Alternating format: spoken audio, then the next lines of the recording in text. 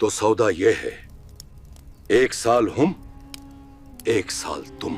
یہ بات ہے اس سب سے بڑی ڈیل کی، ہاں یہ بات ہے اس کمپرومائز کی جو توحید اور شرک کو ایک کرنا چاہتا تھا۔ ایک سودا کرتے ہیں جس میں سب کا فائدہ ہو۔ اے محمد صلی اللہ علیہ وسلم، آؤ ایک سودا کرتے ہیں، 1 سال آپ ہمارے معبودوں کی عبادت، اس کے اگلے سال ہم آپ کے اللہ کی عبادت کریں گے۔ ہم آپ کو مکہ کا بادشاہ بنا دیں گے، دولت کے ڈھیر لگا دیں گے۔ یہ بات ہے ان لوگوں کی جنہوں نے اللہ کے نبی صلی اللہ علیہ وسلم کو دولت، عورت اور سرداری سے خریدنا چاہا۔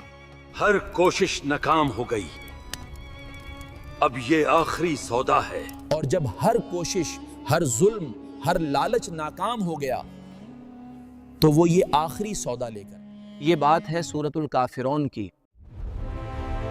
بسم اللہ الرحمن الرحیم قل یا ایہا الکافرون لا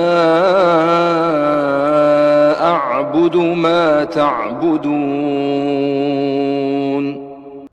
ولا انتم عابدون ما اعبد ولا انا عابد ما عبدتم ولا انتم عابدون ما اعبد لکم دینکم ولی دین۔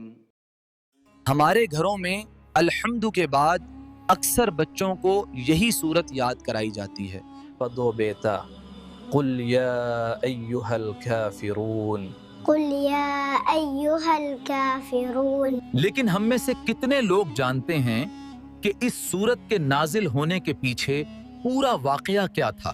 ہم اس کے ساتھ سودے بازی کریں گے، وہ مان جائے گا۔ کون تھے یہ لوگ جنہوں نے اللہ کے نبی صلی اللہ علیہ وسلم کے ساتھ سودے بازی کرنے کی جرات کی؟ تھوڑا سا کمپرومائز کر لوں کیا؟ اور سب سے ضروری بات، 1400 سال پرانی اس سورہ کا آج ہماری کمپرومائز سے بھری زندگی میں کیا کام ہے؟ تم نہیں مانتے؟ تم تو کافر ہو، کافر۔ اور یہ لفظ کافر یہ اصل میں کیا ہے؟ کیا ہم کسی کو بھی یہ کہہ سکتے ہیں؟ جواب اس وحی میں ہے۔ ان سب سوالوں کے جواب جانیں گے اس ویڈیو میں۔ وہ اور اس کے ساتھی ہار نہیں مان رہے۔ علماء کہتے ہیں کہ سورۃ الکافرون مکہ کے اس دور میں نازل ہوئی جب کفار مکہ اپنی ہر چال ہار چکے تھے۔ کہو کہ ہبل تمہارا رب ہے، کہو۔ ان کا ظلم ناکام ہو گیا، انہوں نے حضرت بلال رضی اللہ عنہ کے سینے پر پتھر رکھے۔ چھوڑ دو اس نئے دین کو ورنہ انجم برا ہوگا۔ انہوں نے حضرت سمیہ رضی اللہ عنہا اور حضرت یاسر رضی اللہ عنہ کو شہید کیا، مگر ایمان کم ہونے کے بجائے اور بڑھتا چلا۔ ظلم سے نہیں، اب دولت سے بات کرتے ہیں۔ ان کا لالچ ناکام ہو گیا۔ مکہ کے سردار جس میں عتبہ بن ربیعہ جیسے لوگ شامل تھے، آپ صلی اللہ علیہ وسلم کے پاس آئے۔ اگر آپ کو دولت چاہیے ہم آپ کو سب سے امیر بنا دیں گے۔ اے محمد، اگر آپ کو دولت چاہیے تو ہم آپ کو اتنا مال دیں گے کہ آپ مکہ کے سب سے امیر شخص بن جائیں۔ آپ کو ہم اپنا سردار مان لیتے ہیں، بس یہ کہنا چھوڑ دیں۔ اگر آپ کو سرداری چاہیے تو ہم آپ کو اپنا سردار مان لیتے ہیں۔ اگر آپ کو خوبصورت عورت چاہیے تو ہم مکہ کی سب سے حسین عورت سے آپ کی شادی کرا دیتے ہیں۔ بس اس دین کو چھوڑ دیجیے۔ تو جادو ہے، یہ شعری نہیں۔ آپ صلی اللہ علیہ وسلم نے جواب میں قرآن کی آیات تلاوت فرما دی۔ ان کی یہ کوشش بھی ناکام ہو گئی۔ ظلم ناکام، لالچ ناکام، اب بیچ کا راستہ نکالتے ہیں۔ ہر کوشش کے بعد انہوں نے سوچا کہ شاید کوئی درمیانی راستہ نکالا جائے۔ آج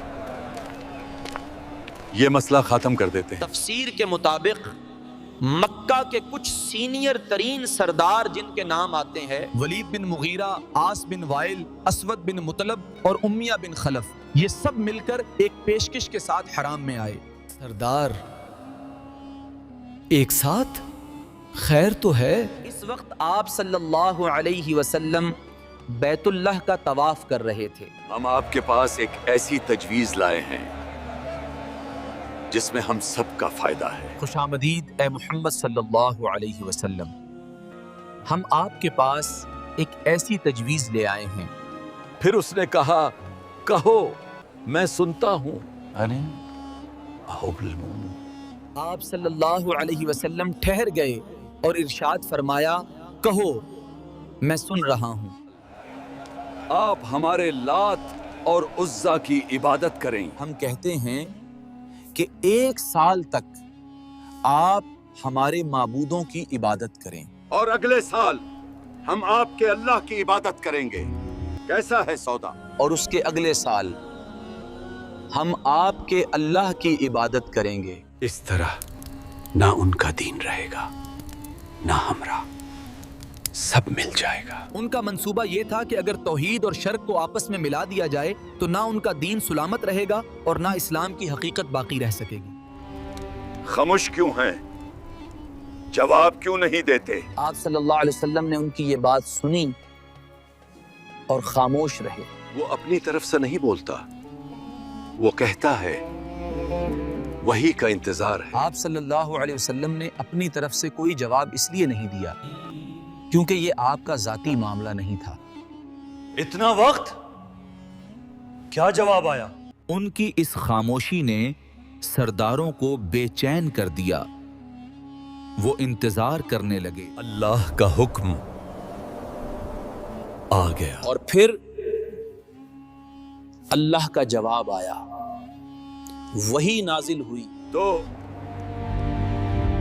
آپ نے کیا فیصلہ کیا؟ آپ صلی اللہ علیہ وسلم سرداروں کے پاس دوبارہ تشریف لے گئے اور باوقار انداز میں ارشاد فرمایا، بسم اللہ الرحمن الرحیم، قل یا ایہا الکافرون۔ اس نے ہمیں